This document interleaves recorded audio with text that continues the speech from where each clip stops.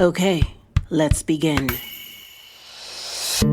I am Lanice Antoine Shelley, and I'll be your host through constructive, healing-based conversations designed to illuminate the adoptee, parents, and the adoption curious.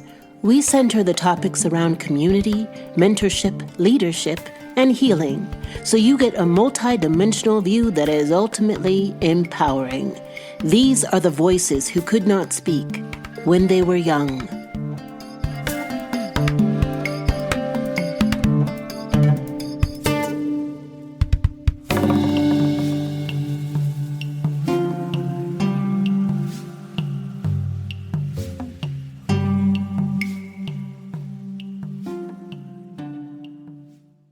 Hey y'all, if you've seen me on Instagram, I'm in my summer glow phase and I am unapologetic about it. My hair is luscious. Fun fact, I didn't start properly treating and doing my own hair until I was a grown adult because like many Black adoptees, no one showed me how to do my own hair. And because I love you all so much, I'm going to share with you my hair secret. I'm always on the lookout for things you'd love and things that will enhance your well-being inside and out. We Unique Cosmetics sent me their Moisture Lock pomade and scalp and hair therapy oil from their Metamorphosis line, and it's so decadent, light, and nourishing, fam. This has become a hair routine staple. It has a soft lemongrass scent that people comment on when I walk by or when they're doing my hair because now I have boho locks. They also sent me a 15% discount link for you to try their products and hair tutorial service. And Unique Cosmetics is Black owned and operated by a mother and daughter duo dedicated to helping the adoptee community. Check out the link in the show notes. And this is for all ages, fam. So tell your friends. So come on, embark on a hair-loving journey with We Unique World. From interactive workshops to premium products, they're all about empowering you to embrace your unique hair journey. Because remember, all hair is good hair, especially when it's healthy. Hey fam, how are you? How is your heart? I feel a sense of equanimity today. Things have settled down at work and my beach life is strong, so that makes me very, very happy.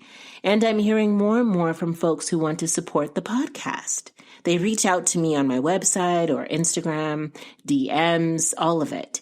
And I always tell them that writing an iTunes review is the best support of all because it shows the great podcast world that this is indeed a must-listen podcast. And it helps the algorithms know that people need this podcast so it becomes easily searchable. Along with writing an iTunes review, a 5-star review, hopefully, you can also share an episode that resonates with a friend or family member and have them review it as well. But that is seriously it, my friends. The gift of an iTunes review makes all the difference and the best way to show your love for this work. So thank you in advance. All right, as promised, Dr. Charmaine Borda and Dr. Juliana Olson Deans are here to unpack the grieving process of the death of a biological family member. I lost my grandmother, and my aunt, Juliana, Dr. Juliana Deans, lost her mother about a month ago. I'm sure you're all aware of the 5 steps of grieving: denial, anger, bargaining, depression, acceptance. There's no order to these, really, as healing is nonlinear. It's natural to jump from one to another and then back again, which is what you'll hear is our individual processes. I have to tell you that this past year of getting to know these emotionally genius powerhouses has been a pivotal part of my expansion. They both graced my podcast in the last season in episodes 7 and 21. I'm deeply grateful that they have returned yet again to impart wisdom and sistership. We asked Dr. Charmaine Borda to interview us because she's a close friend of Juliana's, and I have loved getting to know her this past year. Both of these women are adoptees who work as clinical psychologists in the world. They have a beautifully 3-dimensional, multi-dimensional view of the trauma, truth, and the healing that encases adoption. This is an interview led by Dr. Charmaine Borda, and my biological aunt, Dr. Juliana Deans, is here to share this processing experience with me. Let's take a listen. Borda, you can ask me anything. Oh, An open book. I feel a bit nervous. I'm like, whew, this is a lot. Yeah. No, A lot of responsibility, Deans and Lanice. Thanks, guys.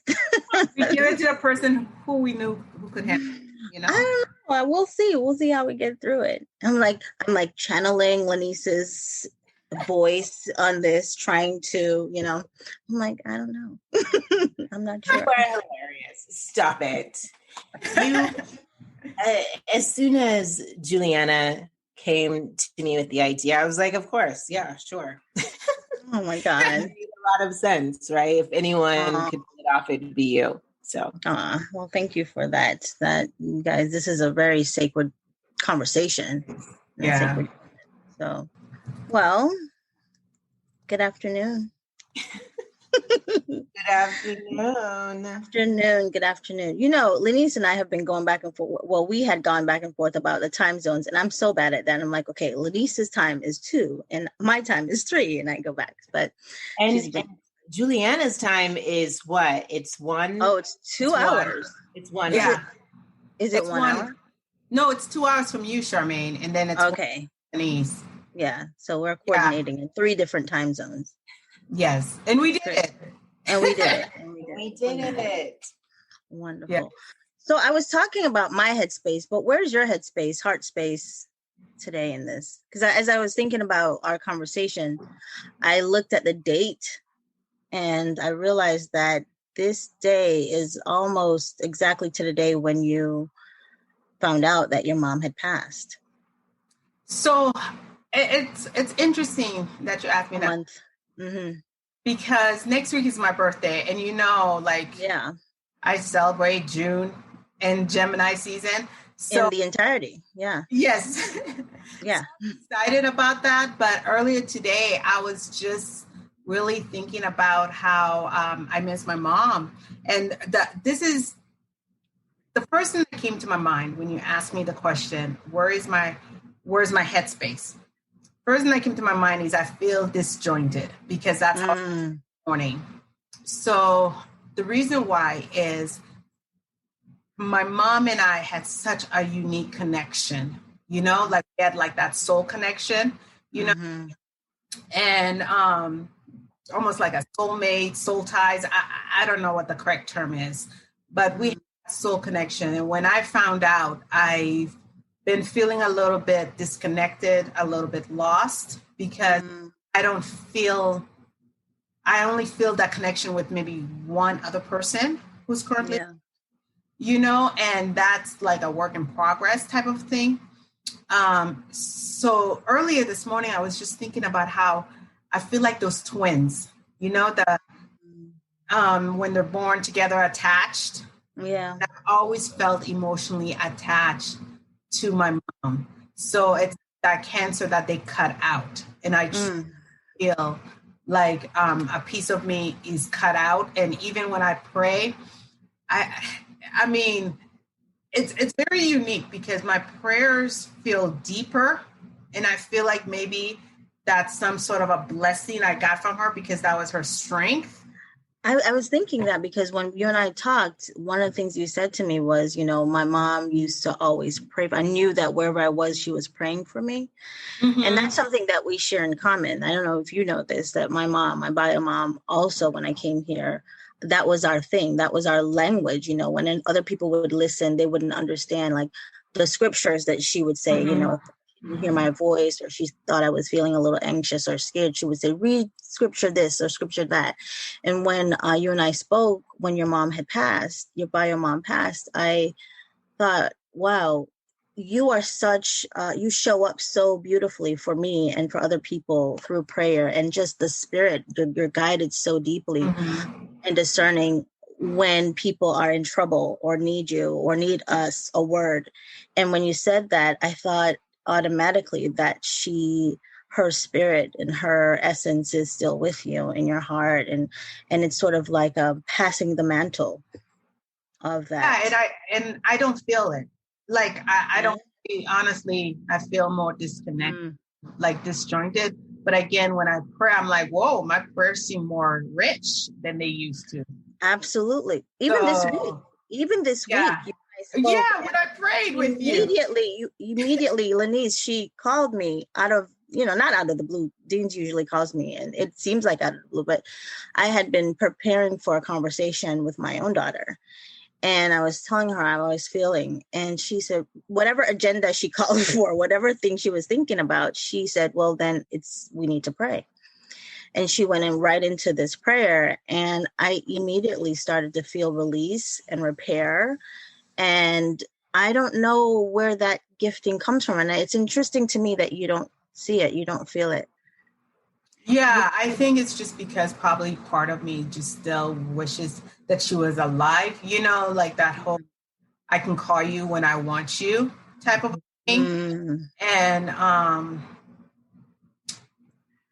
And since she's not, we just had that connection. That's the best way I can explain it. I just feel like my mojo is not the same. I'm still happy. I'm still joyful. Yeah. I used to be able to be almost in anywhere. And you know how people would say, find your center? Yeah. She's always part of my center.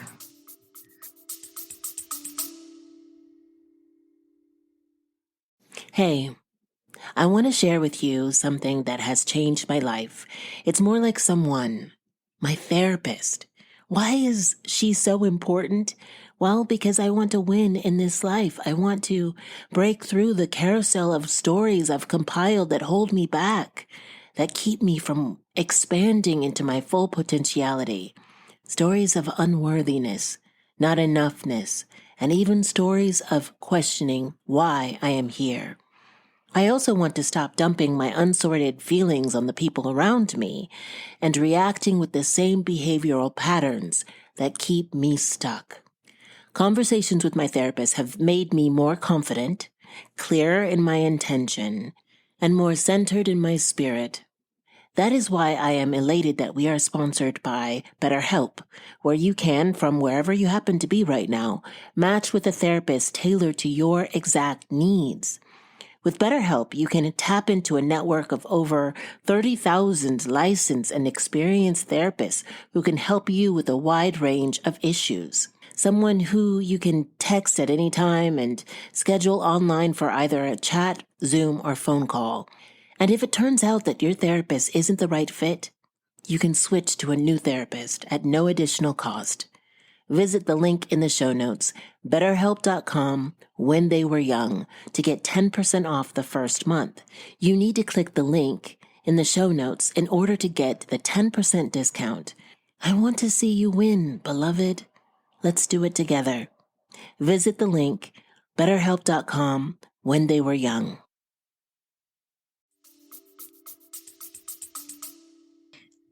How do you find your center? So do you find you're saying that she's not been around you, but you've emotionally, mentally, spiritually connected with her. Is the knowing that she's not physically on this earth, then you're talking about that shift? So if you hadn't known, do you think it would be that spiritual disconnect that you think you're feeling? If nobody had told me that she had passed away, I think I would have felt that disconnection because ill at certain times. I would call and just say, hey, what's going on with my mom? Something's off, So I would feel it, but it's just like, I don't know. And I'm wondering if this is my spiritual journey that I have to go through now.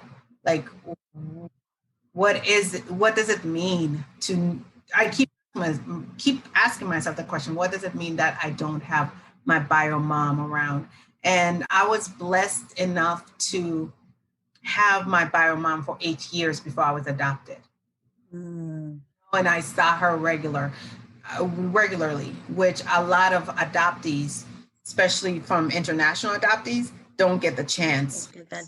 Right. To do that. And so she created a foundation for me. She gave me a purpose. She gave me meaning. She gave me all, like, the identity and all of that. And, I'm a beautiful soul. I have meaning. I have purpose in the world. Lovely. And when I got adopted, it was, how do I maneuver inside of the whiteness that's around me, you know? And then as I'm learning on how to maneuvering, I'm asking myself, am I still enough as a Haitian? Am I still enough for the white community? You know, and then I started creating self-doubt.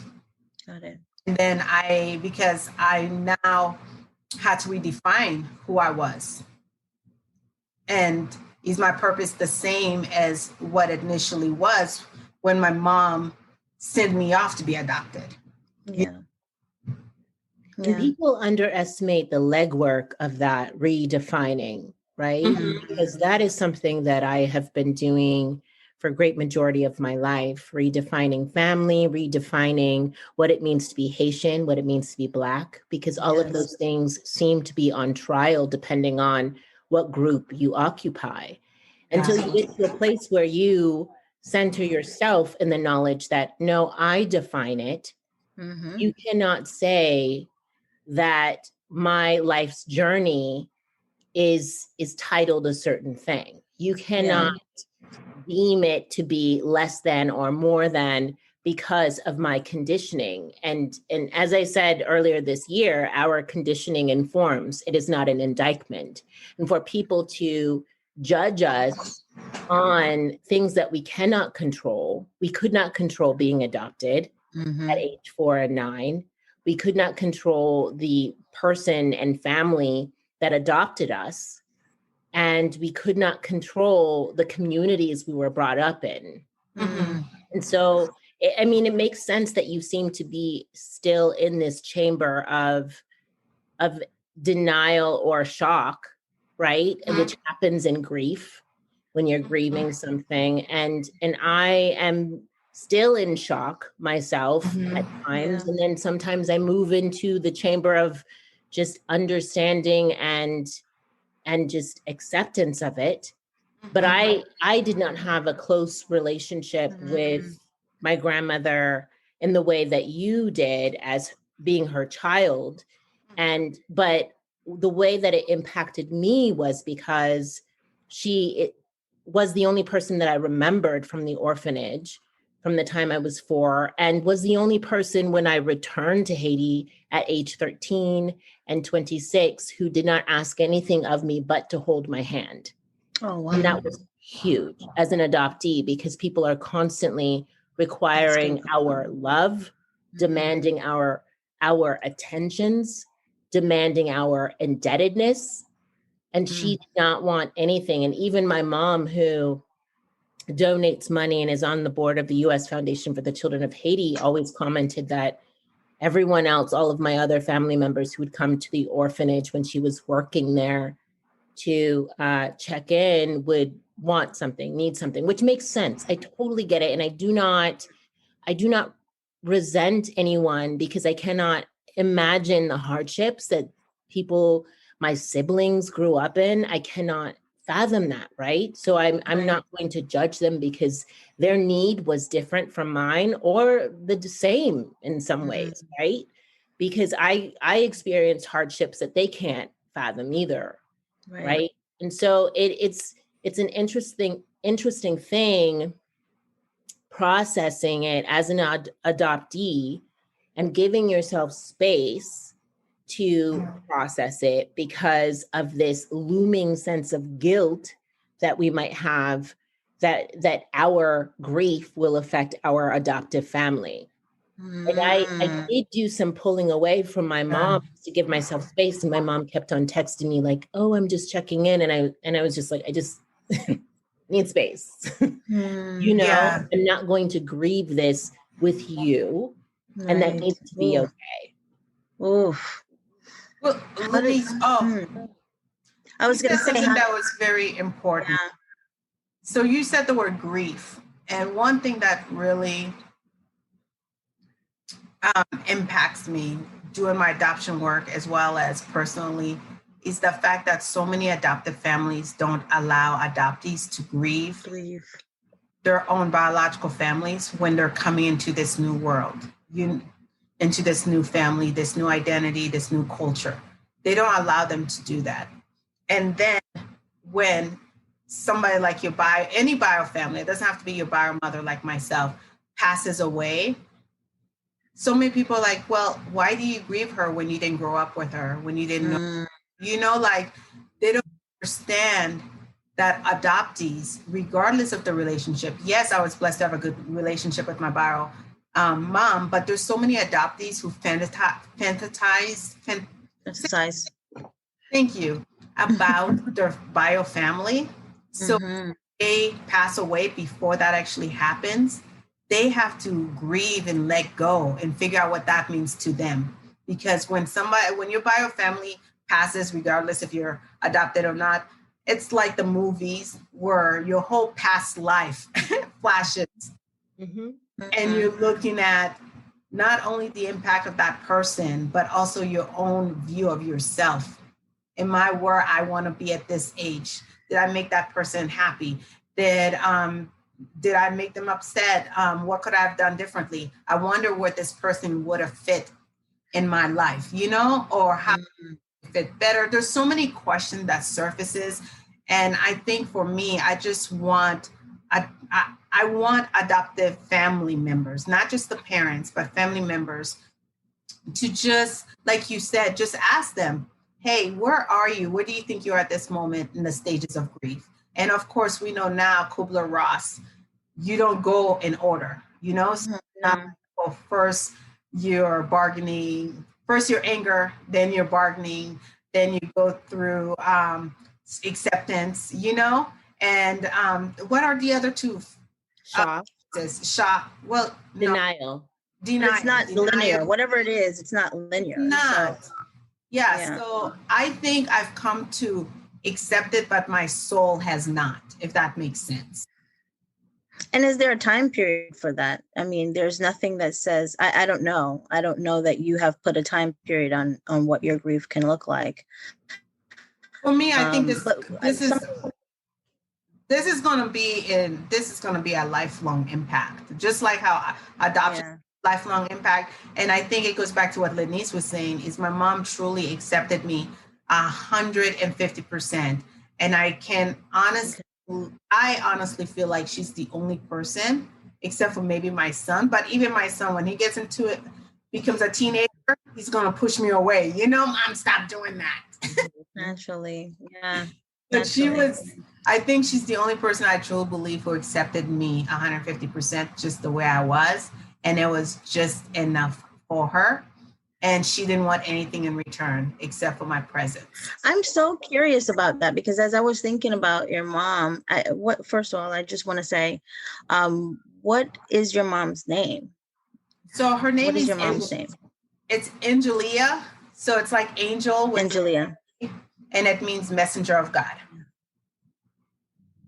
Angelia, so often when we give birth and we have babies, it's outside of our control. Our identities become the mother of. I wanted to make sure that we identified her by name. And also I was curious, as I was thinking about it, how do you think she got to be the way she was, right? You said this is very different, in the way she was. She didn't ask for anything. She didn't pull anything from you. She gave to you. How did she learn that? Where do you think she got that from? Well, Lenise, thank you. Well, I identify two different kinds of poverty. There's one where people feel a sense of, you owe me this because you have more than me. Yeah. And so there's a guilting that happens, right? And I get that from my siblings a little bit and from other relatives. And then there's a second kind where there's a deep sense of pride in who they are and they want to earn it. Got it. And when I was in Haiti, I encountered both. Whenever I go anywhere, like it that exists anywhere. And people need to understand that poverty is actually 3 doors down from you. It's not in some other country or continent or hemisphere. It's actually in your neighborhood. And this mentality is everywhere. When I was in Haiti, I would get braids. We would figure out how to give money to those who had that sense of pride, who would not just take handouts. And so they would do our hair, we would give them a task or something like that. And I imagine that my grandmother was the latter, of having a deep sense of pride and dignity. And if she got money, she wanted to earn it. She wanted to feel that it was a transaction that she could respect herself in. And it takes a lot, right? Because we as humans kind of oscillate from either spectrum. Some people live more in one than other, but because I know, like in undergrad, I was like, Mom, like pay for my rent and pay, you know, all of these things, because I felt deeply in a scarcity mode. But as I learned to take pride in myself and take pride in working for something and the transaction of earning it, then I really was deterred by handouts. So that's just my hypothesis. It may be completely wrong, but that's just what I sensed from her, because she never asked for money, even though she was just as in need as anyone else that we ran into. And she had a sense of pride in the house that I saw. I visited the house that she lived in when I was 13, and she showed us around like with a deep sense of pride. And even though there was like a latrine 5 yards away, and there it was like cement floors, and it was just one room without a door, you know, but she had a deep sense of pride because it was clean and tidy, and we sat on bed and she prayed over me, and she was proud of this home that she had built. Yeah, it was hers. Yeah, she earned it, and she took care of it. Yeah. And then the other thing is, she's very much communal kind of person, and I'm like that too, you know. So and it could be maybe because she had so many kids, so many children, but she always wanted to know the whole. Let's look at the whole system. So she seldom thought of just herself. She wanted to make sure everybody was okay, you know. So if she had a little bit, she would want to share it with everybody else. If she didn't have enough, it was less likely that she'll take it, or she'll just go ahead and give it to somebody, you know. And it's a strength and a weakness, and I thought Lenise explained it very well. And the way it is a weakness is, I know sometimes my husband or like a family has given me something, and if I can't use it, or if I don't find a purpose for it, I'll give it away. And like that, you know. He wants me to have more pride in his gifts, and he wants me to take more ownership, he wants me to be more possessive, and she was not possessive at all.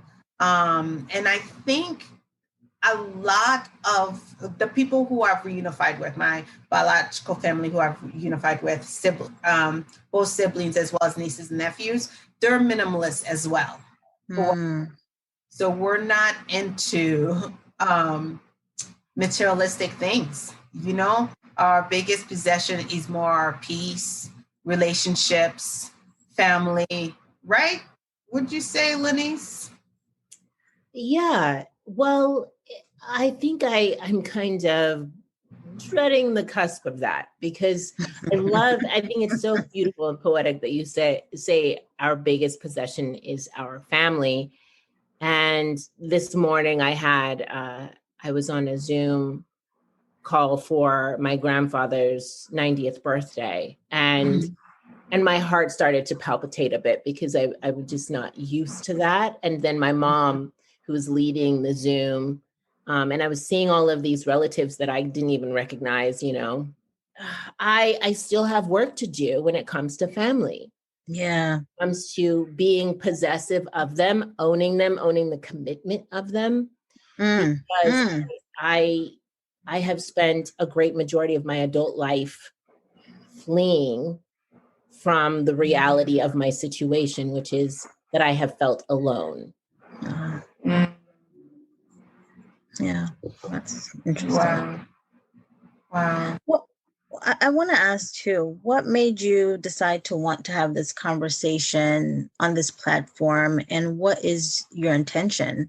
What do you want the folks listening to really take away from this conversation, and what do you think it has to lend you in this space of your own healing?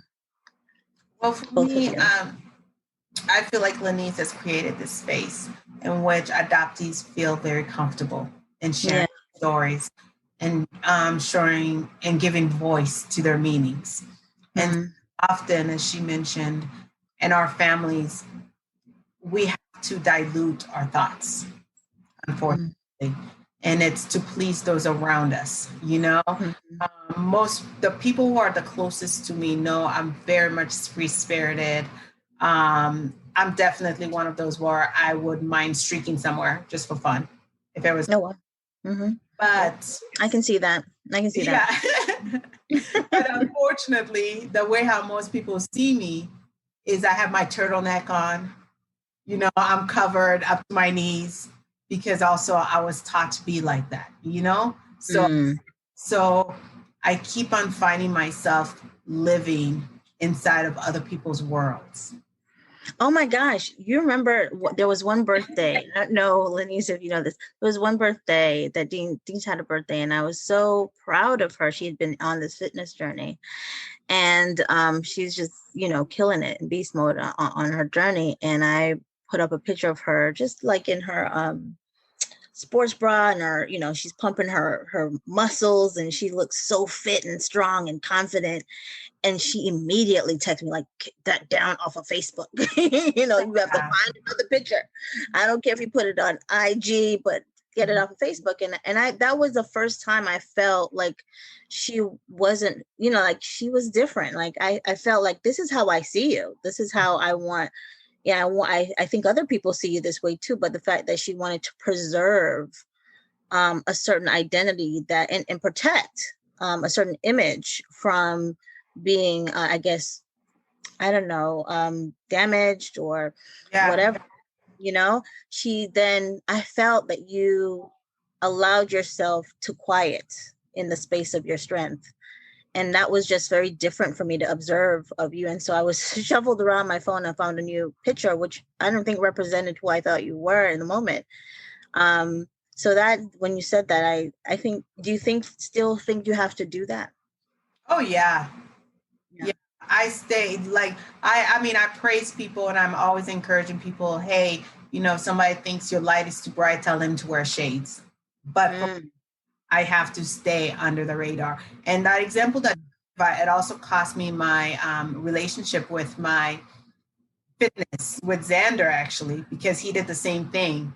I was wearing a two-piece bikini just so he had a pre and a post, and he tagged me. I was like, oh my goodness, this is gonna get me so much trouble. So I tagged myself, and since then he still wants my money, of course, because it is business.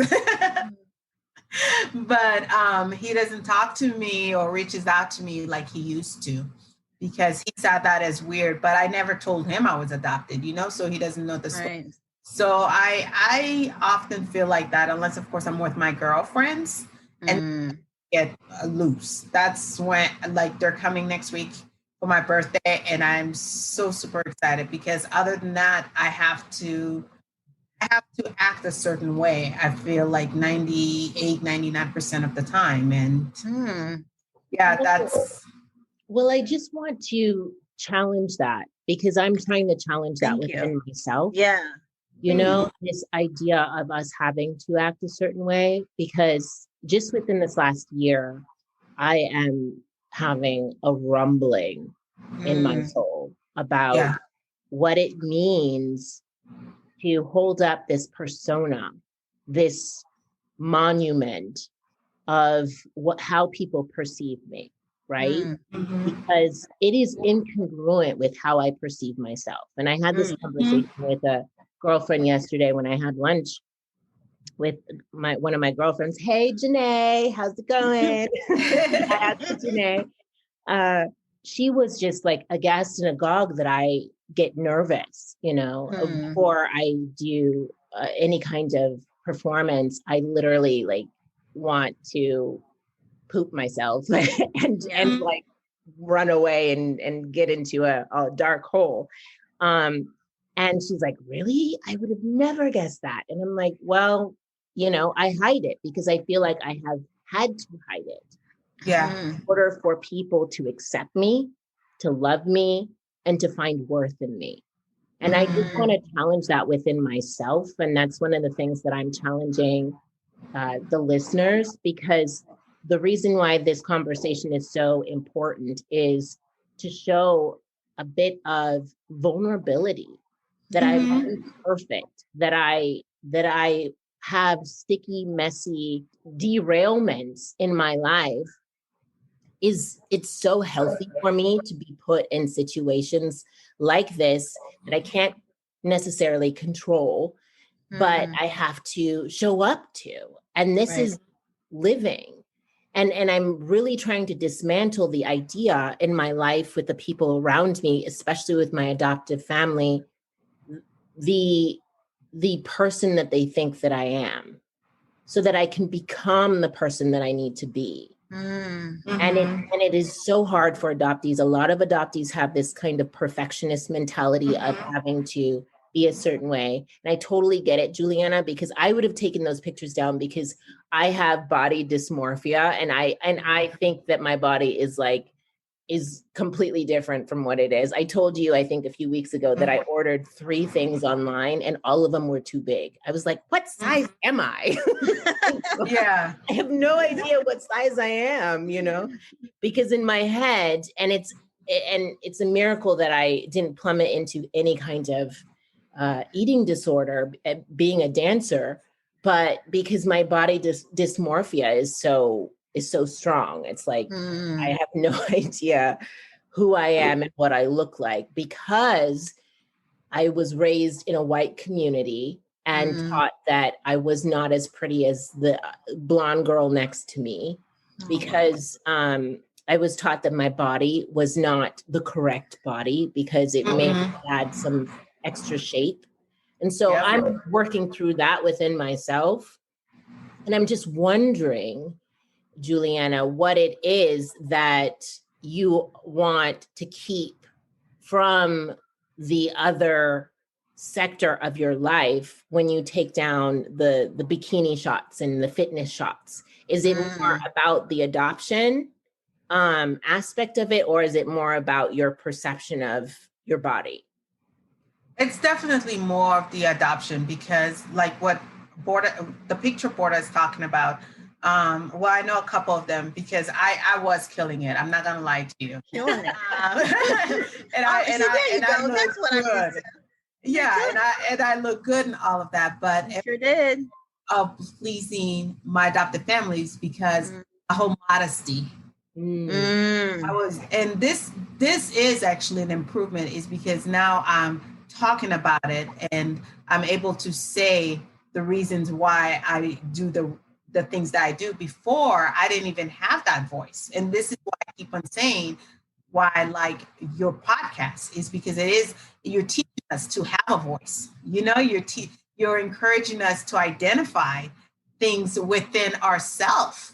Increasing the volume on the voice. Yeah, definitely. So the more I listen to the podcast and I hear everybody's voices, it gives me almost like a shot of courage, of course, a shot of confidence, a shot of like self-esteem, because honestly, even though I don't know some of the other people who are speaking, I can find a connection. I hear their stories. I feel their stories. There is a common thread. Yes. Yeah. That. Yeah. And always. So then when I want to live, I want to live out there, not only for me, but also the people who don't have a voice. And that's also why I went to the field, is to be a voice for the voiceless, and for those who are orphans, because I do have adoptive siblings with special needs. So I want to speak for them, but yet I didn't know how to speak for myself. Now I can say most of the things that I do. It's, again, I'm trying to live inside of this bubble that's from my adoptive parent side. Mm-hmm.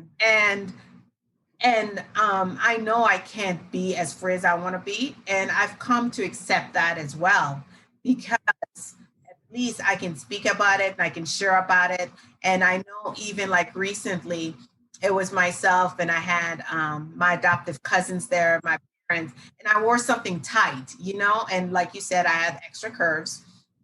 And they brought up the fact like it's a little bit tight. And I was like, yeah. And I said, next time you can come and help me decide. So I even like put it back on them, or sometimes I'll be like, oh, you don't like all of this. So I joke with them as far as like this is good. And I've come to terms with who I am, what my body looks like, and they have to deal with it. But a lot of it is modesty. So I generally don't, there's rules. Just like when you go into Princess Markle, there's rules as far as what you can wear and you cannot wear. Like no bra straps can be shown. I can do a little bit off the shoulders right here, but even now, like if we were to take a picture, my mom would be like, "Are you naked?" Right? How dare you? Yeah. So I know like what kind of pictures I'm supposed to take, and to me, I've come to accept like if there's rules over there with Princess Markle, hey, I can live by these rules as long as I know the reason why I'm choosing to follow them. And before I really couldn't tell you. So that was a great question that you asked me. That's really interesting. Mm-hmm. Well, and you talked about the orphanage. I want to sort of come back to that a little bit, if you don't mind. What do you think it was like what do you think came to mind, your mom's mind, when you were in the orphanage? My mom, I can't answer that directly since I'm not her, but what I can tell you is she's just a loving person. So she just wanted to make sure I was alive and I was healthy and I was well, and I went into a home that was Bible believing, Christian family. So to her, as long as she got to see me, she saw me every day because she decided to work at the orphanage. And I was the only one out of 10 kids who was put up for adoption. So to her, that's what I'm saying is I never had a sense of abandonment, she was there with you the whole time. She was there with me the whole time. She would read to me at nighttime and all of this. Wow. And you asked earlier, what do I want the listeners to get out of this? What I want the listeners to understand is, first of all, often we have this mindset that some of our biological family give us up. That's not always the case. Right. It's because when we say, oh, they just give up, that sounds like, they're not interested in us. They didn't want us. There's times when they wanted us, but they could not keep us alive or they could not take care of us. The thriving of it all. Yeah. Yeah. So I say, especially again, when we're trying to figure out the pieces of why we were adopted, hold on to something that's positive. Mm-hmm. Don't go to like they give up on me, because that's a negative trait. And then you as an adoptee or not, but you may start thinking other people may not want you, and you may start doing what a lot of us adoptees do, which is self-sabotage relationships. I think what you're bringing up some myths, right? That we talked about on Mythbusters over last summer on Lanice's program when we talked that you had that series, Lanice. And I remember in that moment having those conversations, I came to the understanding that, our families, biological families, it's not unnecessary giving you away. You gave me away, but you gave me a way, right? Yes. A way to thrive, a way out, a way to be and become. And I feel that clicked for me. I said it, but it really clicked for me in a different way when we had that Mythbusters conversation last summer. So thank you for the opportunity. The conversation just swelled, and it really was transformative in the way that you then get to reconceptualize giving away. Yes.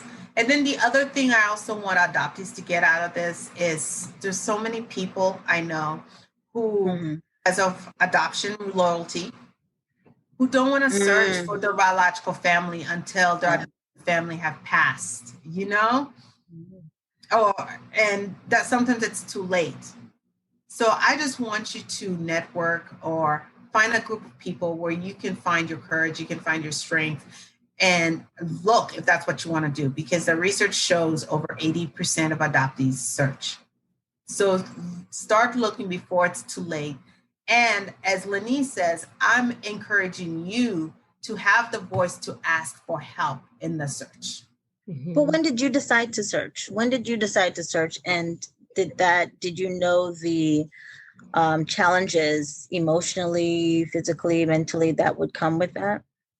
Well, you didn't know, but what was that like? Did you know? Okay. So I knew all the challenges. I knew the plus. I knew all of that because, first of all, I work in the field. I'm a certified counselor.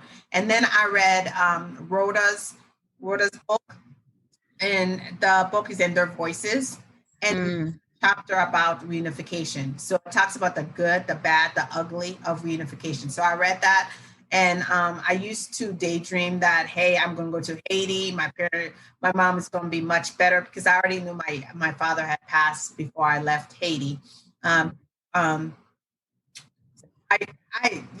dreamt that there was going to be all this table of food and all of this. And then after I read Rhoda's book, I was like, wait, there's a chance that she may have nothing, you know? Right. And then in the book also said, there's sometimes when you reunify and the family wants nothing to do with you. And then I had you and I had Terry to say, okay, well, let's talk about all these scenarios.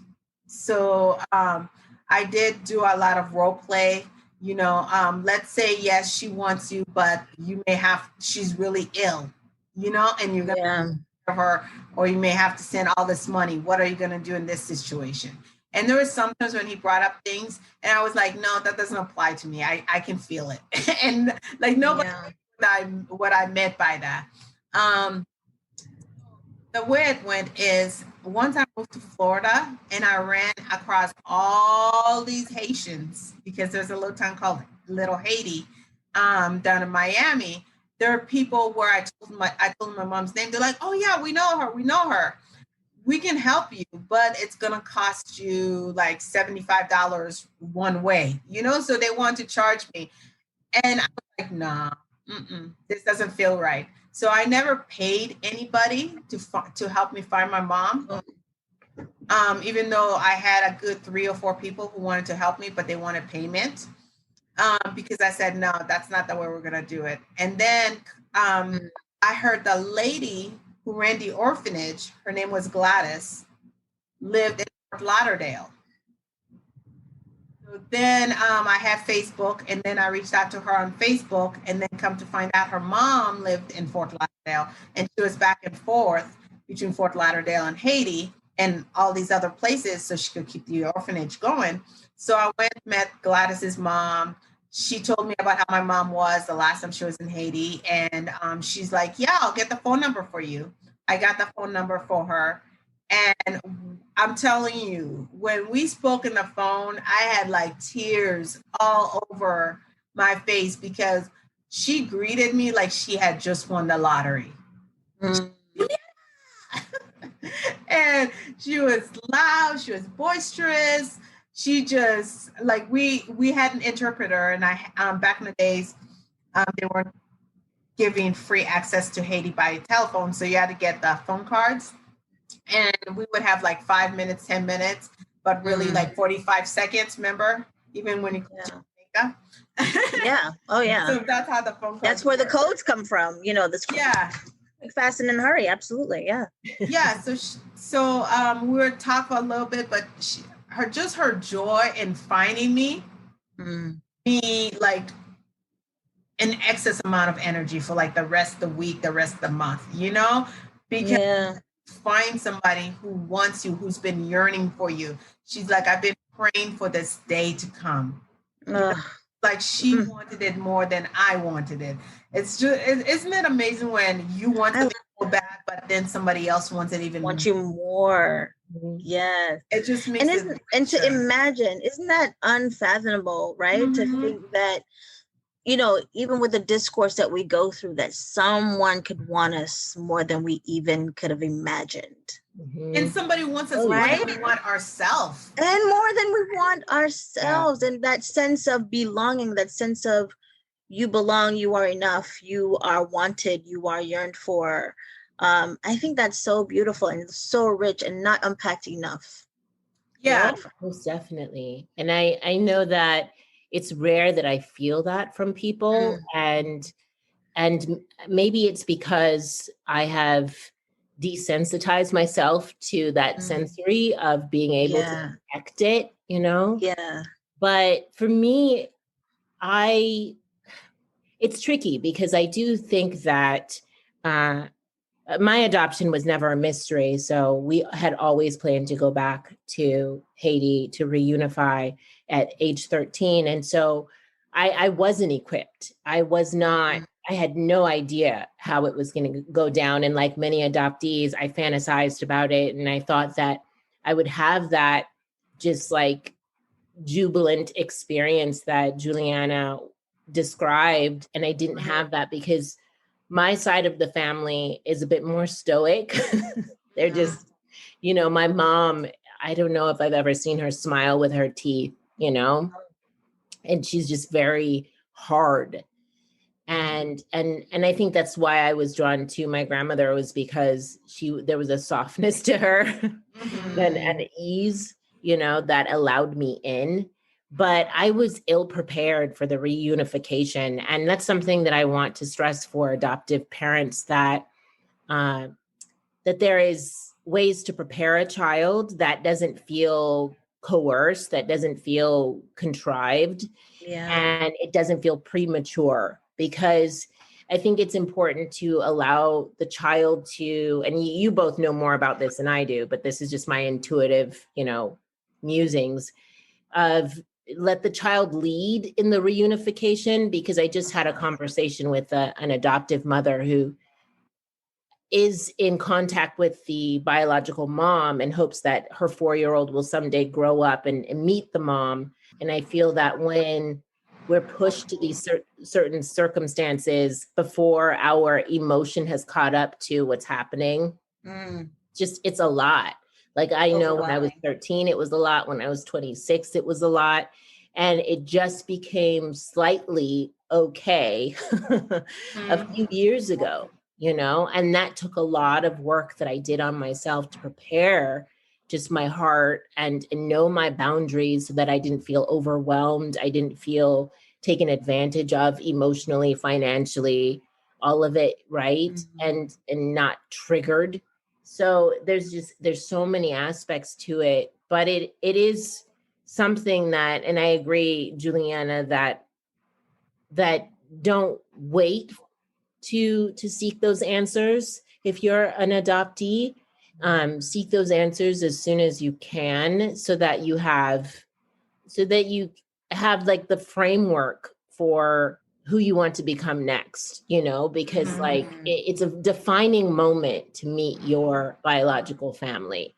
And you then can figure out, okay, how am I going to navigate this relationship? How does this relationship inform my other relationships that are more established? Like all of those things I'm negotiating right now in my older age. And I wish that I had been equipped so that I didn't have to do all this work later on in my life. I'm glad you brought that up too. So make sure you have somebody to process this whole step with, whether it be a professional, you know, a therapist, or maybe it's a coach, but even a best friend, if they know what kind of questions to ask. But think about all the scenarios that could possibly happen, that so you could prepare yourself emotionally from an emotional level, because it's a lot. Even if it's a positive experience, it can still be a lot, because then, like, how do you talk to your adoptive family about it? Are they going to be excited for you? Are they not going to be excited? Because sometimes you think they're going to be excited. They're like, I don't even know why you reached out to them. because we've given you enough love, you know? Yeah. And yeah, there's some who are very bitter when you try to connect with your biological family. So there's a lot of steps that's involved actually in reunifying. And this is something that I want adoptees to really think about, especially the adults now. And we're seeing more and more deaths, and tomorrow's not promised. So just write down, if it's part of your vision board, if it's part of your goal, what are your intentions? What are your goals that you hope to get out of the reunification? You know, and if it doesn't go out like that, what's your plan B? You know, what are you hoping to get at least a minimum from it? Do you have a support system who's going to be there with you and for you? I think the support system, the relationship. You know, and I think as we're talking, I'm envisioning, you know, how some people show you pictures and say, you know, who this was and who that was in the picture, and you really are like, I don't know any of these people. Yeah. Right. I have no idea. And this auntie loved you so much, and this cousin used to carry you in the arms and things like that, and you have no recollection, no memory. And you have to have, I think it would be useful to have people in your life that can usher you through that journey and those narratives that you trust, that can help you prepare yourself a little bit better, like you said, Lenise, through the process of reunification and reconnecting and remembering yourself in a way that only the vision of your mom remembers you, or the vision of your cousin, or, you know, remembers you. So I think that's super important with that, you know, that the partnership of people who can witness with you on your journey of reconnection. And so, and pace. Oh, I just want to also say, pace yourself too, and that whole process. Because absolutely, for Lenise and I, we started out strong and then it halted, you know, and then we restarted again. So whatever it takes, it doesn't have to be a sprint. It doesn't have to be a marathon. It's not linear, right? It's not linear, as we said earlier. It is the way it is for you, what you can expect. I think that part of like getting it, you know, being overwhelmed, knowing your body, knowing your boundaries, and learning them as you go, and voicing them in the ways that you feel the most comfortable and freeing to do is important. As we're thinking about sort of wrapping up, how do you want to remember your mom, and how do you think she would want to be remembered? And when I ask the question, how do you want to remember your mom? And I want to say, how do you think Angelia would like to be remembered? So naming her in the way I think she would want to be remembered too. Oh, I can definitely tell you how she would want to be remembered. And how I want to remember her, that may take me a second. So how she would want us to remember her is honestly by the fruit of the Spirit. She wants us, so there's a verse in the Bible, that's from Galatians 5:22-23. She wants people to be able to say she was loving, joyful, peaceful, patience, kindness, goodness, faithfulness, gentleness, and self-control. She would want people to remember her. And that she filled people with, she gave a lot of mercy and love to other people. That's exactly. And I'll probably remember her like that. And the other thing I'll probably remember her for is her joyfulness. And that's definitely something somehow I got past, and I'm so glad I got it. Because I know some of the other siblings didn't get all that joyfulness, you know. She could smile through anything. After the earthquake happened, she broke her leg. And when I saw her a year after that incident, actually it wasn't a year, it was about 6 months afterwards, she could barely walk, but she was giggling and laughing like she had no pain. But everybody else was telling me, you know, she's in a lot of pain. She's in a lot of pain. But she really didn't state that, you know. She would only say it in a whisper. This is one thing I definitely am working on, is she didn't complain too much, you know. She would just always look on the bright side of things, and I've done some work in that. But that and the complaining, she just always wanted to focus on the positive and be joyful and spread the world joy and hope. that's what you want to spread to the world. Well, a couple of things on joy and hope, and Lenise mentioned this earlier, how, she like this teethy laugh, this, and I don't know that, Lenise, that you don't have it. I think I've been blessed enough to hear you laugh and be joyful. And I think that's such a gift, then, even knowing now, what you're experiencing, what you guys have experienced with that challenging place. Yeah. So, and also I think about what a legacy, if I can only imagine the looking down upon you guys and the generations that had gone before you, and the generational implications of you creating this platform, Lenise and Juliana. To be a part of this is such an amazing thing. And to hear these voices and our voices and the deepening and the richness of it across the world, it's accessible to so many people, and voicing and amplifying, as you say. I think this is such a wonderful legacy that you're building and that you've built here. So thank you. Thank you. And lastly, where can you apply courage, my love? Well, it seems like Lenise also gave me a challenge too, as far as living out my truth and being more of myself, in every arena. And even with my parents, would not be something if I wore like a bikini to their house or something, but amazing. Baby steps. We'll do baby steps. Yeah. But I think where I could apply courage is honestly sharing probably more about my mom passing with other people, because I was very specific and intentional who I shared it with. Yeah. And I think honestly, it takes a lot of courage to share with the other people who are not inside of my like small group that's like this small. Because I think I honestly may have shared it if they weren't family, biological family, that is, maybe 5 people. Yeah, I didn't, because I didn't come out to tell my parents. I told my sister, and then my adoptive sister, and then she told my parents because my parents were out of town. And then they're like, "Oh, I'm sorry, I heard about it." And I said, "Thanks," and that's it. And we haven't really spoken about it. They watched the funeral. And I didn't talk about it with any other adoptive family members besides my sister. My husband, I spoke briefly to him about it. Miles, I did a little bit. We prayed together about it. And then you, Nerva, and Sasha. Yeah, so it was very small group, and I know people keep on asking, like they want to know more about me, but I'm very friendly. Yeah.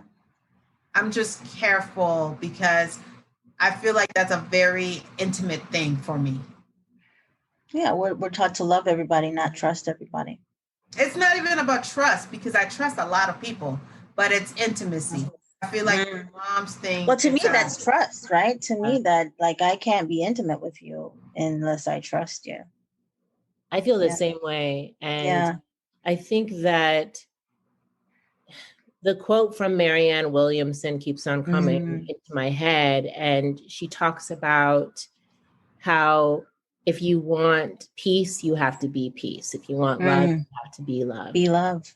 And that's so hard for me, right? Yeah. Because I do want love and I do want peace, and I see my behavior in certain situations, and I'm like, okay, do you really want love and peace? You're going to do that or say that, And so I have to like check myself on that level. And where I can apply courage is in those moments of pure vulnerability with Zoom situations with my adoptive family. And I was going to say dealing with it. Well, like just receiving it. Receiving love is hard for me. It just is. And I'm very private. And for me to like put things out, for some reason, I feel safe with the listeners and you both. So, I feel fine, and safety, spiritual safety, emotional safety is huge for me. Yes. And I do have to trust people before I can be intimate with them and find that level of understanding where I tell you things that could essentially shift our relationship. Yeah.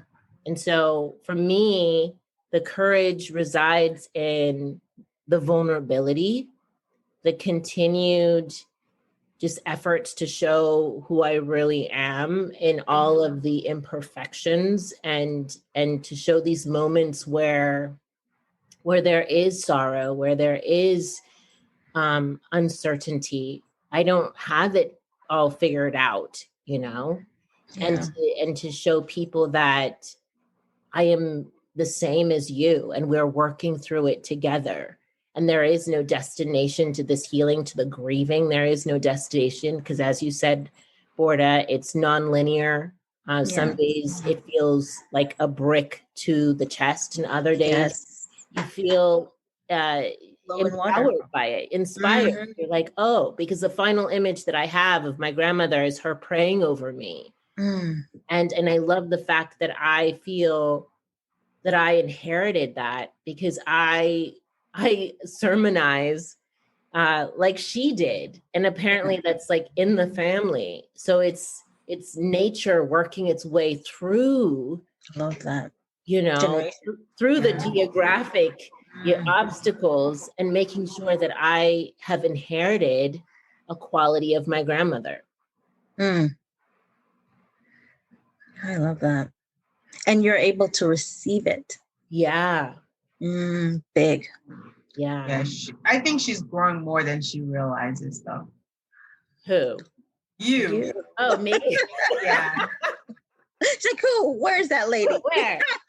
Nobody's in the house. Me, I'm by myself. It's you. Yeah. Yeah. Well, I definitely feel it. I feel a shifting, an internal shifting, and a rising to be the person that I need to be in this moment. The leveling up is fast and it's frightening, right? And we all experience it in a variety of ways. But in order for me to ask courage of these listeners, I have to put my own self to the flame. You're invited. Yeah. Yeah. I like that. I like that. Thank you, ladies. Thank you, Charmaine. I appreciate that. Yeah, this was great.